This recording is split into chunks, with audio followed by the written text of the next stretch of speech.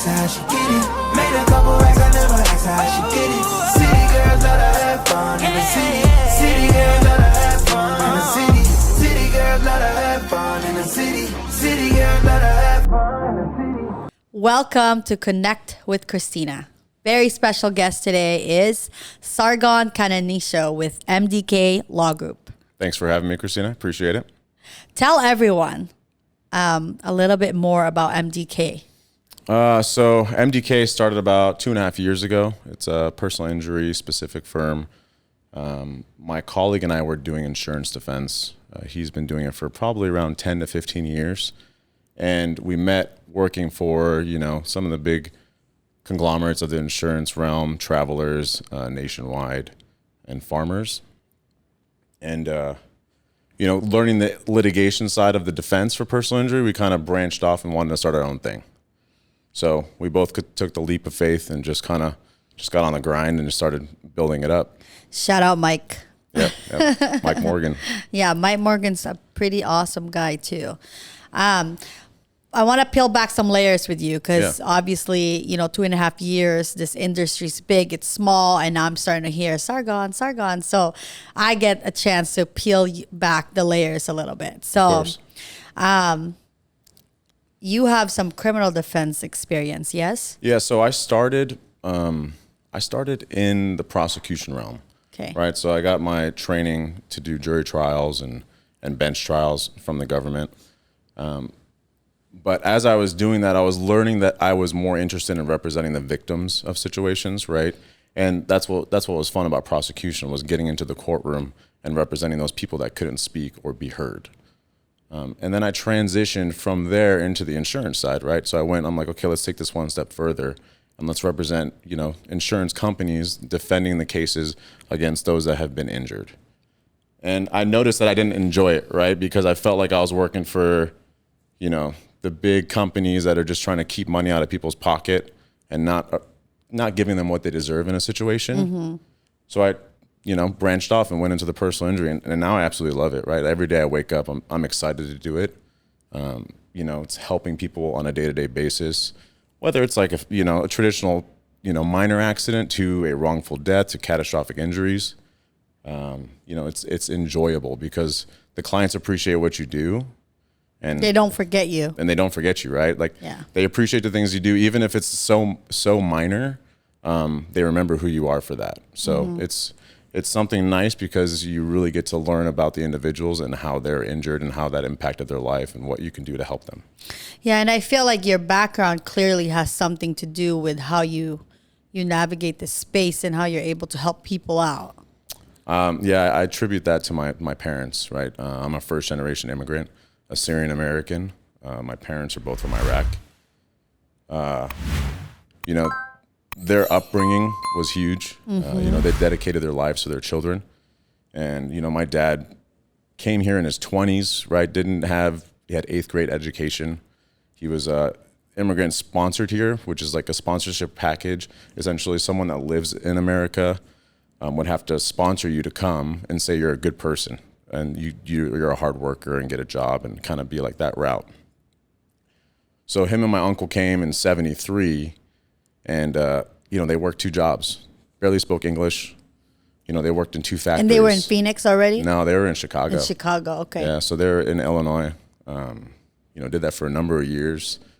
Worked 2 jobs, sent money back home to bring all his siblings. It was like 7 to I think it's like 10 siblings. Wow. And immigrated them all to America, That's amazing. After years and years. So I get that. I get the drive from my parents, right? I mean, it's that hunger. It's that immigrant hunger. Right.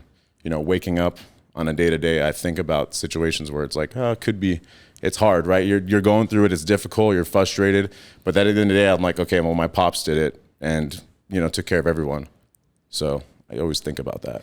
Yeah, I hope your dad listens to this podcast because, parents definitely sacrifice a lot, And it's like when we get to this point of our lives, it's like we get to reflect and remember like how we got here. Yeah, it's appreciation. Yeah. Yeah. Did your mom also, so they were both in Chicago? Yeah, so they met. They both came from the Middle East, Iraq. and for religious purposes, they're Christian, so they immigrated here, and they met out here because when you usually immigrants, they stay in the same community, right? Right. They either go to a specific state and there's someone else in their community back then. So they came to Illinois, and they were within the people that were immigrating from the Middle East and stuff, and they met out here, and they got married. They're still married today. So between my mom and dad, their upbringing, I think it's foundation for myself, my siblings, and everyone else. Do you still speak your language? Yeah, that was our first language. So that's what we spoke at home. Sometimes I still make fun of myself because I think I'm like dyslexic. You know what I mean? Because Assyrian and everything's backwards. So I'd be reading stuff. I'm like, wait a second, this doesn't sound right. How do you say thank you in your language? Tawatim Basima or Basima.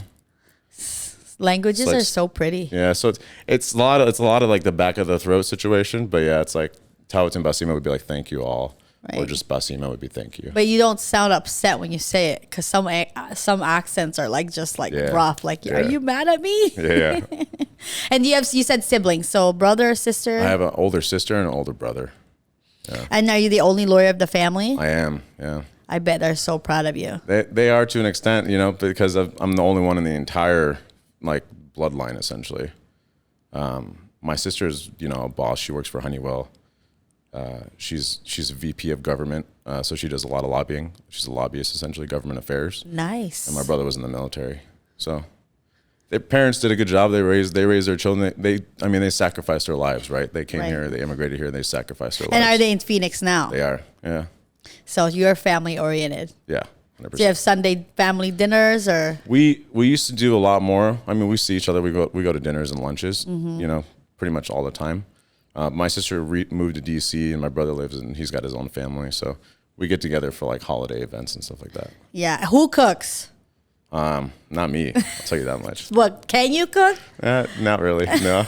Can you fry an egg? Yeah, of course. The basic breakfast. I can make breakfast all day, every day. Okay. But not too much anything else. I'm a big foodie, so I like to go out, eat, restaurants, that's I know. thing. I always see a Toca Madera or a Maple. Yeah. Sometimes I think we live there.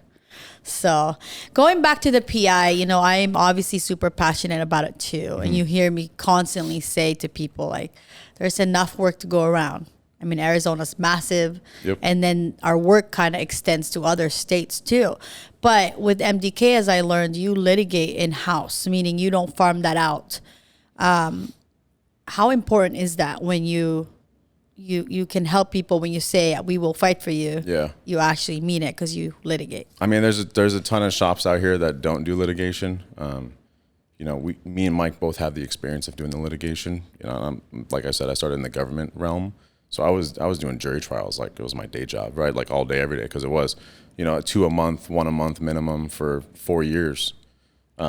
So that experience, was translated into personal injury. And to be able to tell a client, like, listen, we're going to start it from the beginning and we're going to get it lined up. And if the insurance company doesn't do what we want to do for you, then we'll litigate it. We'll take it to the jury and we'll make the jury decide and we'll make our arguments. And traditionally our arguments are favorable, and we'll get you what you want. We're not in the guarantee business, but sure. We're optimistic taking on every case because we evaluate it well, right? We don't just take the nonsense cases. We really take the cases that are important and have situations where there are true injuries, people are really suffering. So we evaluate everything. Right. So, and I ask the same question to everyone who also litigates, because I think everyone has different versions. But for you yourself and Mike, why is it so important that you yourself can handle it? I think because it shows you what you're able to do. Being an attorney is like the attention to detail, right? You can delegate things, but you have to be able to delegate and know what you're delegating. So when you're doing litigation, there's specific things that need to be done at a timely manner, right? You have a scheduling order, you have things that are precise, like everything has to be by a certain deadline. Mm-hmm. And being able to communicate and know what needs to be done. Like know it firsthand. Yeah. Not the secondhand. Experience is crucial. Yeah. I heard that you also, because KLG did that, my old firm. So I heard you also drive to the client wherever. Yeah. I mean, that's the biggest that's thing. huge. We're all about the clients, right? Without the clients, we're not going to be here. There's plenty of clients to go around because honestly, accidents happen all the time. But the reality is, understanding that the client is first is crucial. They are suffering either an accident or a catastrophic injury, a death of a family member.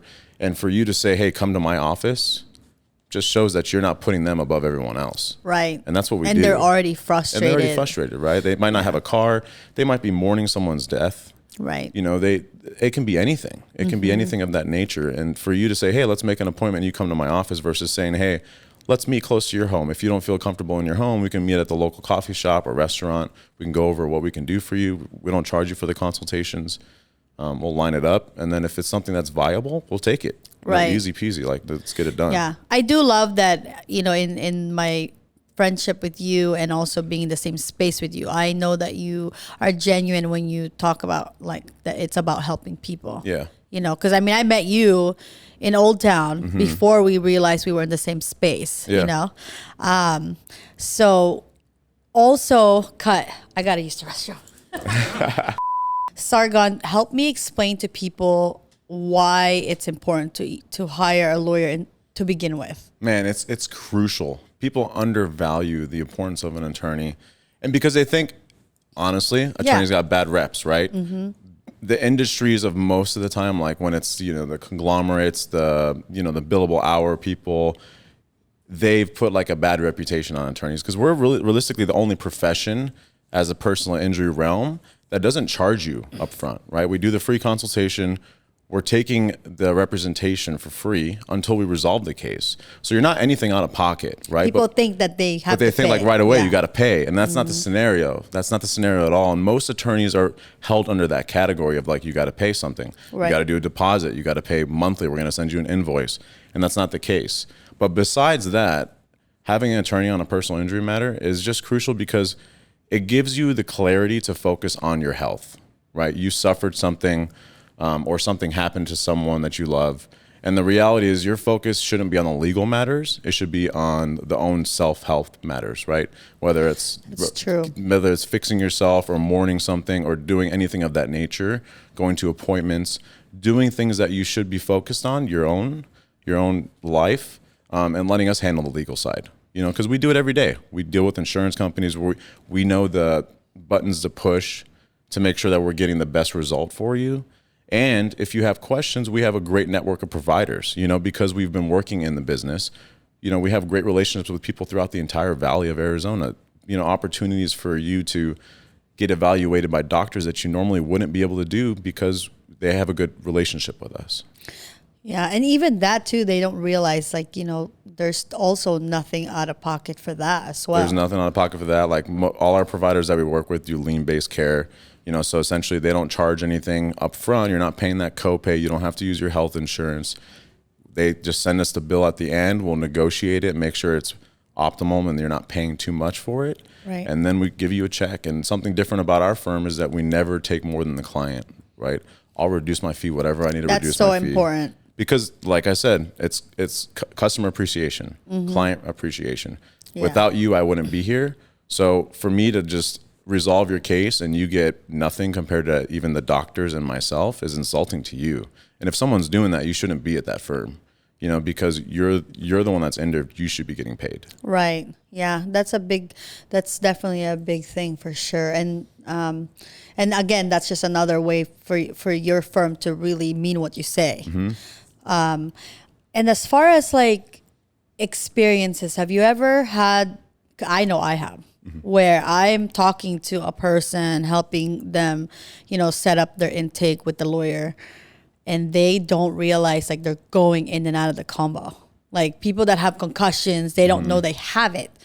So have you experienced that? I have. I actually had a catastrophic like motorcycle accident case, right? This guy, bikers is like a very big community. Okay? Yes. So they do trips together. They go out into they're like family. Yeah, they're families, right? So they cruise throughout different areas. Like they designate a day. There's a bunch of people. They go.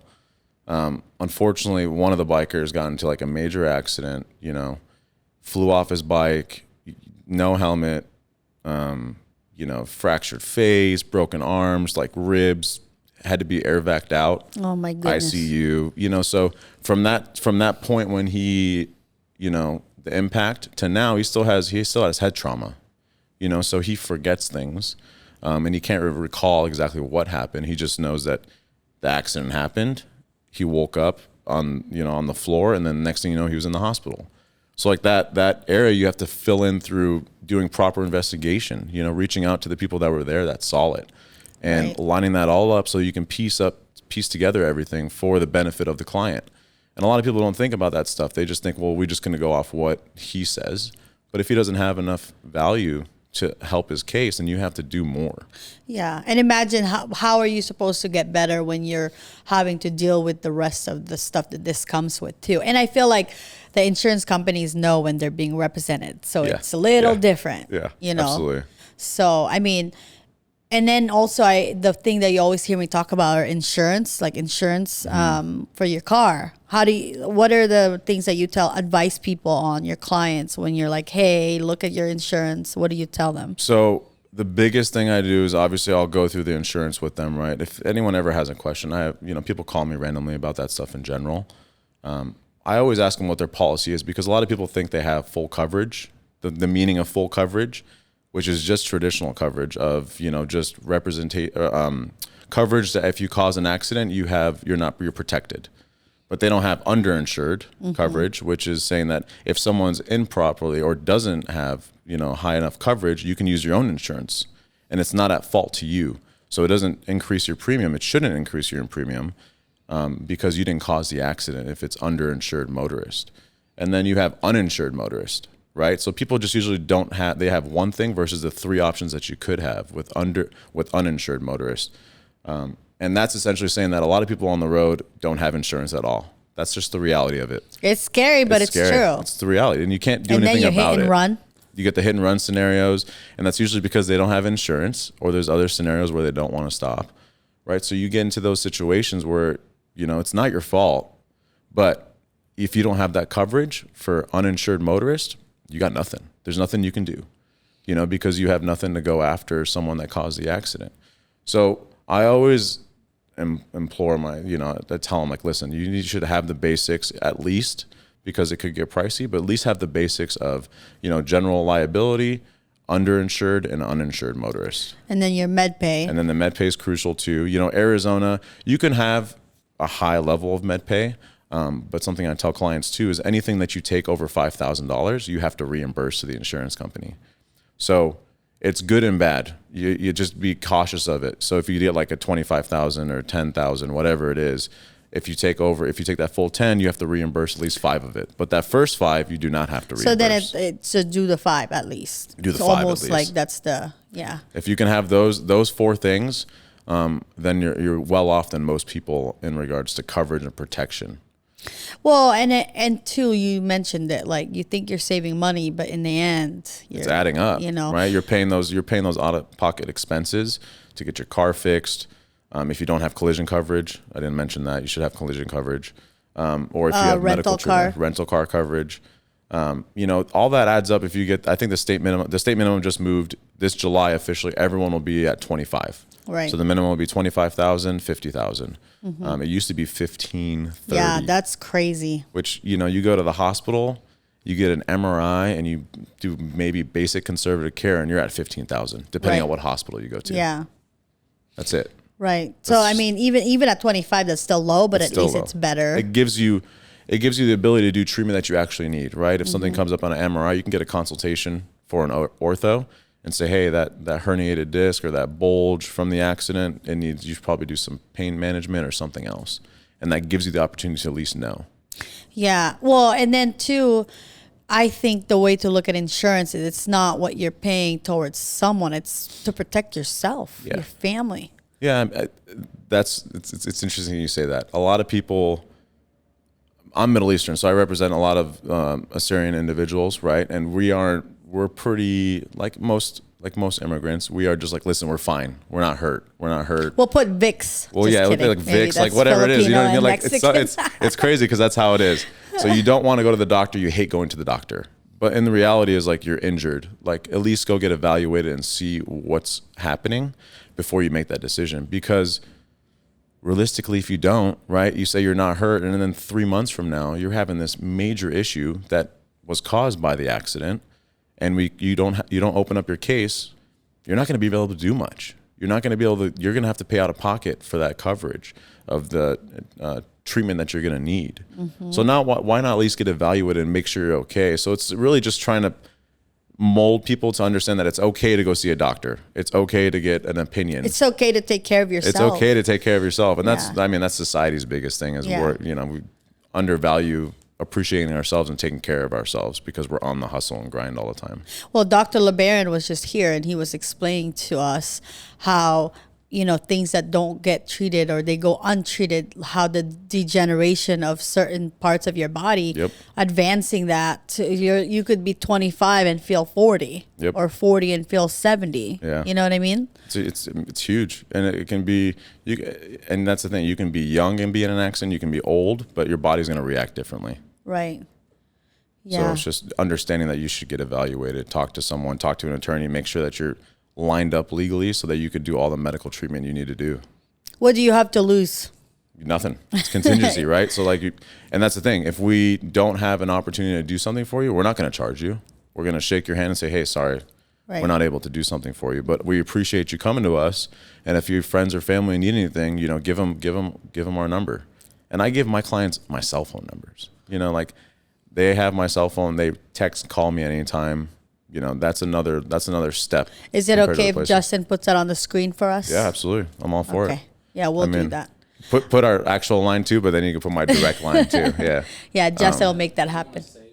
So a little bit more into more personal stuff. Okay. And I want to say I appreciate you being in the space that we share together because it's so important to deploy from a good place to help people that really need it. So thank you for that. I appreciate it. But you're obviously very successful. I'm trying. And you're humble. So I kind of want to ask you a couple questions with respect to work, with respect to friendship. Friendship is huge to me. Same. And then with relationships. So I kind of want to know, what are your habits or how do you feel, where are you with your success into that? How did you get to where you are now? What are your beliefs in? So from the work standpoint, I honestly attribute it to my parents and the immigrant mindset, right? I wake up every day and I'm hungry. I can be a multi-millionaire, but I'm still going to act like I'm poor. And that's just the mentality that I have. It's nothing. Don't ever take anything for granted because it could be taken away from you at any moment. It's very true. So I just think about that all the time. And I think about the struggles that people go through to building up, to raising their families, to providing for their families, that I just always think about that. I wake up hungry every day. What time do you wake up? Depends. If I'm going to the gym in the morning, I'll do 5:30, 6 a.m. and then go to the gym before. I have to ask because people that know me, I text one-liners. So, Matt Massey with CIM, he's like, gosh, he's when hilarious. your texts come in, I love Matt. He's going to be like, oh, it's Laguna. There's 10 more lines coming. Yeah. And then on the weekend, he's like, Laguna, let me sleep. So, 5:30 for you. Okay. Yeah, 5:36, try to get a workout in and then go to the office right after. Stay late, whatever I need to do. So do you feel like you have a routine down for that? I do. I feel like I have a good routine, and it's when you're the attorney and me and Mike are obviously the managing involved. Partners. We're helping the staff and making sure everything is lined up. So we work after hours, we'll work on weekends. The things we need to do to make sure everything's plush, and kind of taken care of, so that there's no lagging on anything when it comes to taking care of things for business. Yeah, and obviously, again, we share the same space, so I know when you're that involved, you can move these cases and really help these people get out of their situation faster. And then when it comes to friendships and family, walk me through that, because friendship is massive for me. It is. It's for me too. I mean, I have friends that I consider I grew up with. So let me back up. So my family, I'm the youngest in my family, right? So my siblings are almost like my parents, like a second set of parents, because they're a good 10 years apart. Okay.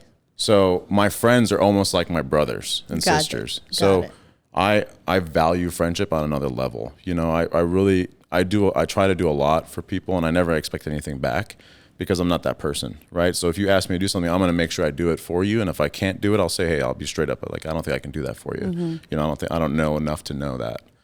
It's funny you said that because we had just filmed with Jeannie Teacheya, which is my best friend. She was also my boss prior. So she was my boss before she became my best friend.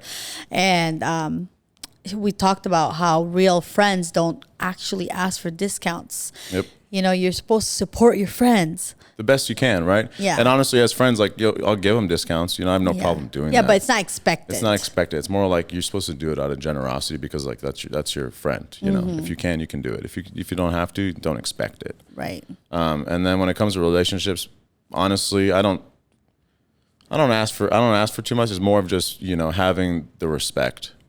I think respect and communication is probably the biggest thing, and trust. It's in trust, and obviously those things are. It seems so simple, but people forget how important they are and how much they don't really realistically follow them. Unfortunately, right? You know, you just gotta. You know, it's a partnership's supposed to be easy. You know, you're supposed to be able to communicate on a regular basis and feel comfortable in that space. So I think if you find that, right, you're going to grow together because you can be frank with each other. Kind of like your family, right? Like your family comes to you and says, hey, you're slipping. You know, like, you need to take care of your body, stop doing this, stop doing that. Right. It's the same thing with a partnership and a relationship. And if you can't do that because you're worried about hurt feelings, then you're not really working to grow together. It's just working separately. You're just quote unquote together. Well, and I feel like with that too, you know, in the age that we live in with all your social media platforms, all of those kind of go hand in hand. Yeah. You know, the DMs. When you have a partner, you have to trust your partner to navigate the conversations to where no one's being disrespectful. Yep. You know what I mean? Yeah, and I think, you know, with that too, goes with the ability to, you know, just, like I said, grass is always green on the other side. You know, people forget, you know, how much you care for them because you're with them every day. So like, hey, you know, like you're financially partners together. You can make each other laugh. You know, everything's good with family and friends. You have a good circle of family and friends that all love each other and love you. And you see things from the perspective of the social media realm and like, oh, I want that. But then you kind of forget everything that you do have, and you go chasing that one thing that you think you want. But then you get that one thing you want, and you realize that you lost everything else because that's not being provided to you. Guys, the grass is greener on the other side because it's fake grass. Yeah, probably right. No, and you know, and I think ultimately being with someone is a choice, and the point is to be happy. Yeah. So if you're not happy, don't stay in it. Yeah, absolutely. Regardless. Absolutely. You know? If it doesn't work, it doesn't work. Yeah. So Just we gotta just be move upfront, on. communicate with it. Yeah. So guys, not only is he an amazing lawyer who will fight for you, he's one of my best dressed friends. Great guy, very humble. I consider him a friend. I appreciate it. Same. Thank you. Obviously the same. Thank you for being here today I at honestly Connect appreciate with it. Christina, your episode 10. I appreciate it, yeah. I fucked that up. Sargon, we have a sponsor that came in clutch because they heard you were going to be here. Oh, okay. It's a fan, actually. That was fucking bullshit. Sargon, the bag is for you. I want you to actually just grab it, open it, check it out. It's from Dom at Death by Clothing.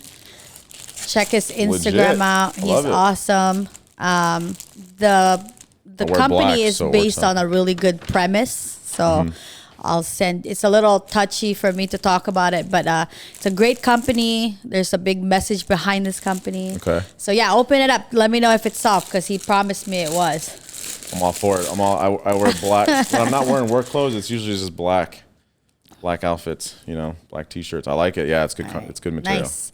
Thank you, Dom. I love it. Death by Clothing. Sargon. Thanks, Dom. Appreciate it. Thank you. In Tagalog, it's salamat. Thank you for being here at Connect with Christina, episode 10, aka The Clout God. There you go. Brand new biz, never ask her how she get it. Made a couple racks